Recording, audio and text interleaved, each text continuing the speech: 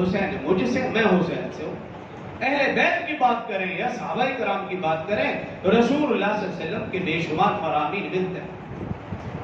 لیکن رسول اللہ صلی اللہ علیہ وسلم نے جو مثال دی کہ صحابہ اور اہل بیت ان دونوں کو ہم نے کیسے دیکھنا ہے، رسول اللہ صلی اللہ علیہ وسلم کے فرامین سے دیکھنا ہے. کیسے؟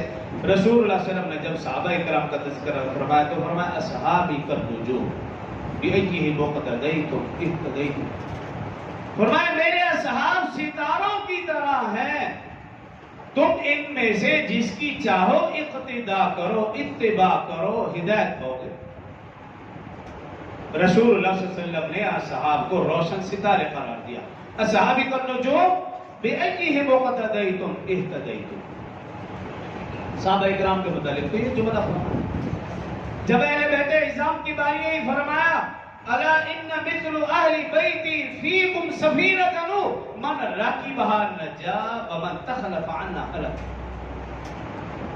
صحابہ کو تو روشن ستارے کہا. جب اہل بیت کی باری آئی تو کیا فرمایا الا ان مثل اہل بیتی فیکم سفینۃ. خبردار اگر ہو میرے اہل بیت کی مثال سفینہ نوح کی طرح. فرمایا اہل بیت کی مثال سفینہ نوح کی طرح ہے. جو اس کشتی میں سوار ہو گیا من رکبھا نجا، وہ تو نجات پا گیا، ومن تخلف عنہا ہلک، اور جو پیچھے رہ گیا وہ ہلاک ہو گیا. یہ رسول اللہ صلی اللہ علیہ وسلم نے صحابہ اور اہل بیت کی مثال سمجھانے کے لیے کہ صحابہ روشن ستارے اور اہل بیت سفینہ نوح. اب اس کو کیسے سمجھے؟ یوں سمجھیے کہ پرانے وقتوں میں جو طویل سفر کرنا ہوتا وہ دو طریقے تھے. یا تو اونٹوں پر سفر ہوتا، خشکی کا سفر اونٹوں پر، اور سمندری جو سفر ہوتا وہ بحری جہاز پر ہوتا. یہ دو ہی طریقے ہوتے. تو اب رسول اللہ صلی اللہ علیہ وسلم نے کیا فرمایا؟ صحابہ کو فرمایا روشن ستارے، اہل بیت کو فرمایا سفینہ نوح. سفر اونٹوں پر کیا جاتا یا بحری جہاز پر کیا جاتا، دونوں صورتوں میں رہنمائی کس سے لی جاتی تھی؟ ستاروں سے. رہنمائی ستاروں سے. ستاروں کے بغیر اگر کوئی سفر کرتا وہ بھٹک جاتا، وہ منزل مقصود تک پہنچ ہی نہیں سکتا تھا. تو اونٹ پر سفر ہو یا بحری جہاز پر سفر ہو، رہنمائی ستاروں سے لی جاتی، اس کے بغیر سفر کر ہی نہیں سکتے.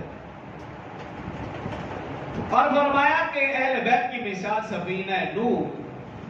اگر تم نے منزل مقصود تک پہنچنا ہے تو کشتی میں سوار ہونا پڑے گا. جب تک کشتی میں سوار نہیں ہوں گے، بحری جہاز میں نہیں بیٹھیں گے، آپ منزل مقصود تک پہنچ ہی نہیں سکتے. جب آپ بحری جہاز میں سوار ہو گئے، اب رہنمائی کس سے لینی؟ ستاروں سے. اب کہنا یہ چاہتے ہیں اہل بیت کی محبت تمہارے دل میں ہو، رہنمائی صحابہ سے لیں، آپ منزل مقصود جنت تک پہنچ جائیں گے. اگر خدا نخواستہ آپ کے دل میں اہل بیت کی محبت ہوئی لیکن صحابہ سے رہنمائی نہ لی، تب بھی منزل مقصود تک نہیں پہنچ سکتے. اور اگر صحابہ سے رہنمائی لیتے رہے لیکن اہل بیت کی محبت دل میں نہ ہوئی، تب بھی منزل مقصود تک نہیں پہنچ سکتے. یہ رسول اللہ صلی اللہ علیہ وسلم سمجھانا چاہتے ہیں. تو میں نے شروع میں عرض کیا صحابہ کرام اور اہل بیت عظام یہ دونوں عظمت اور رفعت کے عظیم ادارے ہیں. ان دونوں پر ایمان لانا مسلمان کے لیے ضروری اور لازم ہے. یوں سمجھیے کہ ایک چہرے کا حسن دو آنکھیں، ایک جسم کا حسن دو بازو. اگر چہرے میں ایک آنکھ نہ ہو تو وہ چہرہ حسین نہیں ہو سکتا.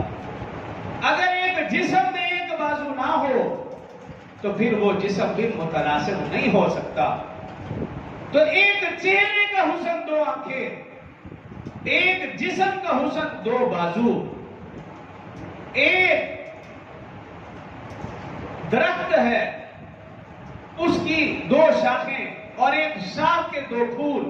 یوں سمجھو کہ یہ مثالیں ہیں صحابہ کرام اور اہل بیت عظام. تو صحابہ اور اہل بیت اعظام ان دونوں پر ایمان لائے بغیر میرا اور آپ کا ایمان کسی بھی طرح کامل نہیں ہو سکتا.